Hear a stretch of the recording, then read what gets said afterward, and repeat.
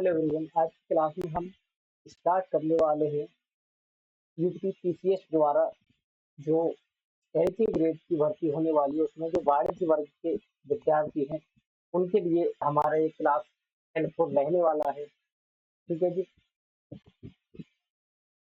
तो हमने सिलेबस पिछले लेक्चर में आपको पूरा डिस्कस करके बता ही दिया था कि क्या क्या आपके सिलेबस में रहने वाला है। अब हम एक एक करके सारी चीजों को जो आपको पढ़ाने के लिए आज से रेडी हैं। यहाँ पर हम सबसे पहले आपको लेखांकन के बारे में पढ़ाएंगे, उसका अर्थ क्या होता है, सिद्धांत, मान्यताएं, दोहरा लेखा प्रणाली क्या होती है, मतलब वन बाई वन सारी चीजें आपको फ्री में चैनल पर मिलने वाली है। सो आप हमारे साथ बने रहिए और अपनी स्टडी को ऐसे ही फ्री में करते रहिए, है ना। सिलेबस हम पहले डिसाइड कर चुके थे। तो सबसे पहले हम बात करें यहाँ पर तो लेखांकन का अर्थ हम समझेंगे। देखो, लेखांकन का मतलब होता क्या है? लेखांकन का मतलब होता है लेन देनों को लिखना, है ना। लेन देनों का लेखा करना, लेन देन का लेखा करना। सबसे पहले तो इसका यही मतलब होता है, यानी कि जो भी लेन देन हमारे हाथ से हो रहा है उनको एक सिस्टमेटिक तरीके से रिकॉर्ड करना, है ना। यानी कि नियमानुसार और तिथिवार एक तरीके से उनको लिखना, है ना, क्रम में लिखना उनको। कह सकते हैं हम कि लेखांकन में ये सारी चीजें होनी चाहिए। तो लेखांकन एक ऐसी प्रक्रिया होती है जिससे कोई भी व्यापार हो या फिर कोई भी वित्तीय संस्था हो। वित्तीय संस्था का मतलब क्या होता है? वित्तीय लेन देन। वित्तीय लेन देन का मतलब होता है जो मौद्रिक लेन देन होते हैं उसके। मौद्रिक से तात्पर्य क्या होता है? मौद्रिक का मतलब होता है जो मनी से रिलेटेड, यानी कि जो पैसों से रिलेटेड लेन देन करती है कोई भी संस्था, उसको बोलते हैं वित्तीय लेन देन। तो वित्तीय लेन देनों को व्यवस्थित ढंग से रिकॉर्ड करना, इसी को हम कहते हैं लेखांकन। ठीक है। लेखांकन क्या है? एक लेखांकन एक प्रोसेस है ना, एक प्रोसेस है अपने लेन देनों को रिकॉर्ड करने का। यहाँ पर हम अपने जो भी लेन देन उनको वर्गीकृत करते हैं। वर्गीकृत का मतलब क्या हो गया? जैसे कि हमने मान लीजिए राम से व्यापार कर रहे हैं, है ना, हम श्याम से भी व्यापार कर रहे हैं। तो यहाँ पर हम क्लासिफाई कर देते हैं कि राम से कितना लेन देन किया हमने, श्याम से कितना किया हमने, हमने कितना विक्रय किया, हमने कितना सेल्स किया, है ना, कितना हमने जो परचेज किया। वो सारी चीजें हम एक तरीके से वर्गीकृत, क्लासिफाई करना कहते हैं। संक्षेप में अगर हम बात करें तो सारी चीजों को एनालाइज करके हम उनकी व्याख्या तक पहुंचने की बात करते हैं। हम यहाँ पर सूचनाओं को क्या करते हैं? हम एनालाइज। एनालाइज मतलब उनको हम पोस्टमार्टम करना, एक तरीके से उनका सारी चीजों को देखकर उनका विश्लेषण करना। ठीक है। और हम कहें तो लेखांकन एक ऐसी प्रक्रिया है जिसमें व्यापार की सारी आर्थिक गतिविधियों को हम रिकॉर्ड करते हैं, उनको मेजर करते हैं, मापते हैं और उनको फिर प्रेजेंट कर देते हैं सामने वाले के सामने, है ना। कि जो भी हमारे आर्थिक गतिविधियां या फिर मौद्रिक लेन देन या फिर वित्तीय लेन देन कह दे आपसे, तात्पर्य सारी बातों का सेम रहेगा। ठीक है, बात क्लियर है। आगे बढ़ते हैं। इसकी विशेषताएं आपसे पूछी गई। विशेषताओं की मैं अगर बात करूं तो देखो,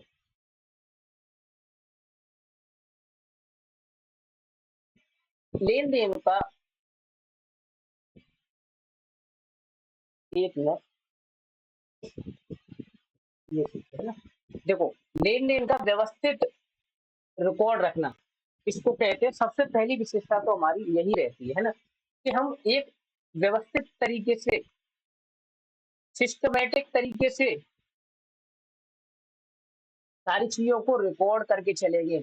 हम सारी चीजों को सिस्टमेटिक तरीके से रिकॉर्ड करके चलेंगे कि कोई भी चीज लिखने से रह ना जाए, है ना, कोई भी चीज लिखने से रह ना जाए। नेक्स्ट है वित्तीय प्रकृति के लेन देन। मतलब केवल हम उन्हीं लेन देनों को लिखते चलेंगे जो किससे रिलेटेड होंगे? मनी से, यानी कि मौद्रिक लेन देनों को लिखना। मौद्रिक लेन देनों का लेखा करना। ठीक है।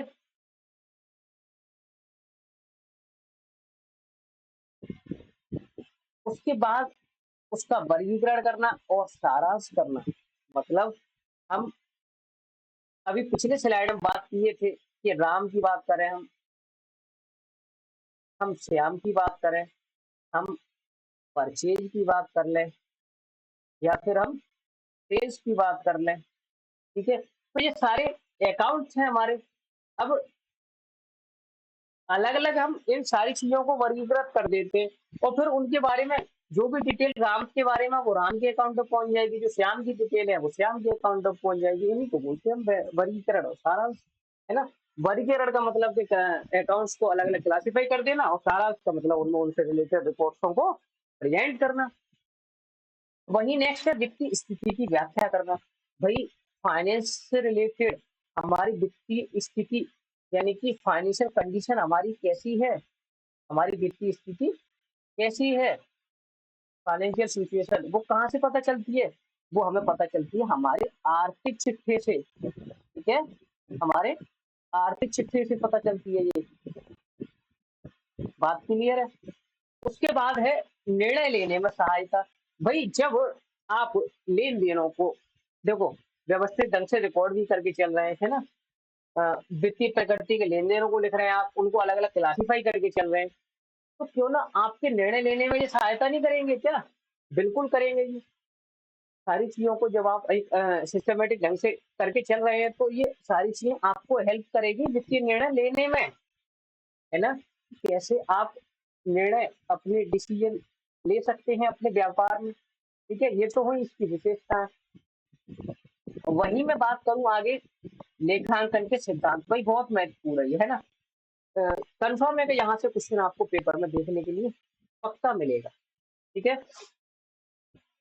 लेखांकन के सिद्धांत, सिद्धांत का मतलब क्या होता है? नियम, या फिर हम बोल सकते हैं रूल्स एंड रेगुलेशन, है ना, रूल्स एंड रेगुलेशन जो भी बनाए जाते हैं, यानी कि दिशा निर्देश जो हम अपनी अकाउंटिंग प्रक्रिया में अप्लाई करके चलते हैं। मतलब ये वो नियम और कानून होते हैं जिनकी सहायता से हम अपनी क्या करके चलते हैं, अकाउंटिंग की प्रक्रिया को करते हैं, है ना। ये वो नियम और कानून होते हैं। तो इनको हमने ना दो वर्गों में बांटा है। कौन कौन से? कि एक तो होते हैं सामान्य स्वीकार्य लेखांकन सिद्धांत, जिनको हम कहते हैं जनरली एक्सेप्टेड अकाउंटिंग प्रिंसिपल्स, जिनको शॉर्टकट आप गैप कह सकते हैं। इसमें आपको बता रखे हैं 1 2 3 4 5, ठीक है। तो 5 तो होते हैं हमारे गैप के प्रिंसिपल। ये स्लाइड आपकी भाई बहुत महत्वपूर्ण है पेपर के पॉइंट ऑफ व्यू से, यहाँ से पक्का क्वेश्चन देखने के लिए आपको मिलना ही मिलना है, ठीक है। यहाँ पर हम बात करें ऐतिहासिक लागत सिद्धांत की, ठीक है। तो ऐतिहासिक लागत सिद्धांत जो होता है वो हिस्टोरिकल कॉस्ट प्रिंसिपल, इसका मतलब होता है जैसे मान लीजिए आपने कोई 5 लाख रुपए में कोई एसेट्स परचेज करी, है ना, आपने कोई मशीन परचेज करी। अब ये आपने करी मान लो 2024 में, आज की हम बात करें तो ये 2025 चल रहा है। आज अगर आप देखेंगे इस मशीन की जो है कॉस्ट मार्केट में, या फिर वैसे नॉर्मली तो देखेंगे तो 4 लाख रह गई है सपोज करिए, है ना, क्योंकि भाई वैल्यू तो गिरनी ही गिरनी है इसकी, है ना। तो आप अपनी अकाउंटिंग की प्रक्रिया जब कर रहे होंगे तो कितने पे रिकॉर्ड करेंगे इस मशीन को? ये आप 5 लाख पे ही करेंगे, न कि मार्केट वैल्यू जो उसकी आज है, ठीक है। तो ऐतिहासिक लागत सिद्धांत का मतलब यही होता है कि भाई ओरिजिनल कॉस्ट उसकी क्या थी, भाई शुरुआत में उसकी कॉस्ट क्या रही थी, वो कॉस्ट आप अपनी अकाउंटिंग में लिखकर चलेंगे, ठीक है। अगला है आपका मिलान सिद्धांत में, एक स्लाइड क्रिएट कर लेते हैं यहाँ पर,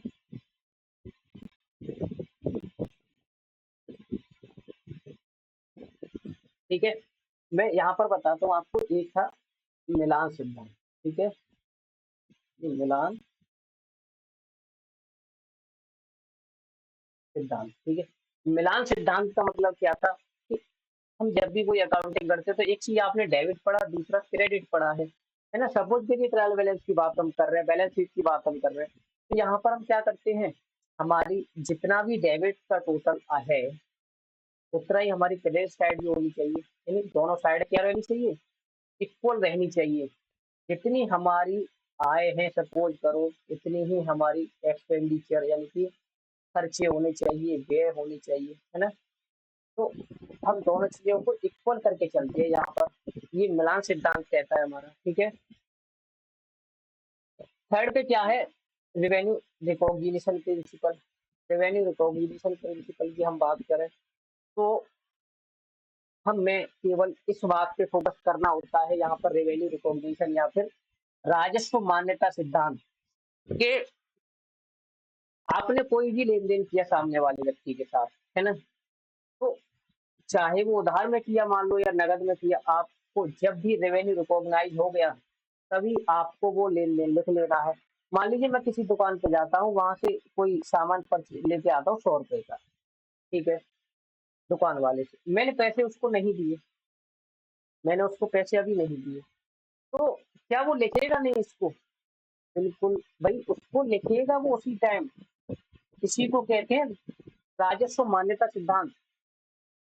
उसको तभी रिकॉर्ड करना है आपको। उसके बाद है पूर्ण प्रकटीकरण का सिद्धांत। भाई आप अपने लेन देन से रिलेटेड सारी चीजों को दिखाकर चलोगे, कोई भी चीज आपको छुपानी नहीं है ना। यानी कि फुल डिस्क्लोजर, पूर्ण प्रकटीकरण, सारी चीजें आप अपने लेन देन से रिलेटेड शो ऑफ करोगे, कुछ भी छुपाते नहीं चलेंगे। अगला है सतर्कता सिद्धांत। सतर्कता सिद्धांत का मतलब क्या होता है कि जब भी कोई भी व्यापार शुरू किया जाता है तो हम एक प्रोविजन बना के चलते हैं, हम एक प्रोविजन बना के चलते हैं कि फ्यूचर में हमें लॉस हो सकता है, न कि प्रॉफिट होगा, है ना। हम ऐसा एक प्रोविजन बना के चलते हैं कि भाई मान लीजिए हमें व्यापार में लॉस हो गया तो कहाँ से भरपाई होगी उसकी। कंडीशन ये आ जाएगी अगर हमने लॉस के लिए तैयार नहीं रहे तो कि भाई हमें अपना बिजनेस बंद ही ना करना पड़े, है ना। तो भाई एक प्रोविजन हमें बना के रखना पड़ेगा, हमें ये माइंड में सोच के चलना पड़ेगा कि अगर नुकसान हो गया तो उसके कैसे हम उस स्थिति को हैंडल करेंगे, ठीक है। तो हमेशा लॉस के लिए तैयार रहते हैं हम लॉस के लिए प्रोविजन बना के चलते, इसी को बोलते हैं सतर्कता सिद्धांत। अब लेखांकन मान्यताएं, और इधर रह गया आपका लेखांकन की मान्यता, इधर भी कुछ और दे रखी है ना, इनको हम नेक्स्ट लेक्चर में पढ़ लेंगे, ठीक है। मेरा ये पहला वीडियो है इस चैनल पे फ्री का, है ना, जो कि आपका एंटी ग्रेड के लिए आया है, एंटी ग्रेड कॉमर्स के लिए है ये, ठीक है। अगर आप इस वीडियो को ज्यादा से ज्यादा शेयर करते हैं और ज्यादा से ज्यादा लोगों तक ये पहुंचती है और आप अपना इसमें व्यू देते हैं मुझे, तो कैसा लगा वीडियो और क्या क्या इसमें आपको बदलाव लाने की जो है आपके मन में विचार चल रहा है, वो आप हमें कमेंट में बता सकते हैं। कोई चीज किसी पॉइंट में आपको डाउट है तो आप कमेंट में बता सकते हैं। वीडियो के डिस्क्रिप्शन बॉक्स में आपको मेरे टेलीग्राम चैनल का लिंक मिल जाएगा, जहां पर 900 लोग हमसे जुड़े हुए हैं। वहां पर आप अपने सवाल जवाब कर सकते हैं, ठीक है। व्हाट्सएप का लिंक भी आपको इसके डिस्क्रिप्शन बॉक्स में मिल जाएगा। वहां पर आप कोई भी समस्या है आपको किसी भी टॉपिक में तो आप वहां पर पता कर सकते हैं, ठीक है। ऐसे ही वीडियो और आपको इस चैनल पर डेली देखने के लिए मिलने वाले हैं कि एग्जाम तक आपका पूरा अकाउंट का सिलेबस, मतलब कॉमर्स का फुल फ्री में प्रिपरेशन आपका यहाँ से हो जाएगा, ठीक है। कहीं भी कोई भी पेड कोर्स परचेज करने की आपको जरूरत नहीं पड़ेगी। आशा करता हूँ लेक्चर आपको अच्छा लगा होगा। लेक्चर अच्छा लगा तो लाइक कीजिए, चैनल को सब्सक्राइब कीजिए और ज्यादा से ज्यादा लोगों तक शेयर कीजिए। Thank you so much.